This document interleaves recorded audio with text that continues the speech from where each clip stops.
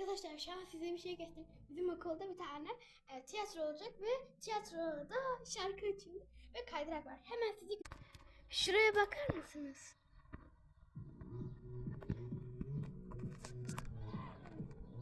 Az önce ben 2'de 1 dans ettim. Az önce de reklam çıktı.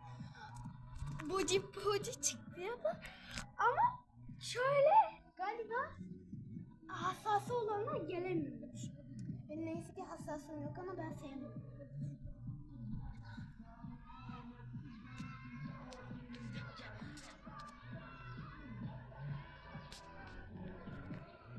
Şuradaki hoparlörlerle yapıyorum. Bizim kat da şurada.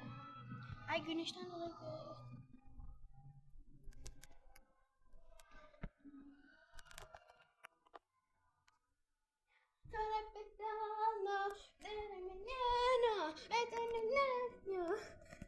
Bye bye.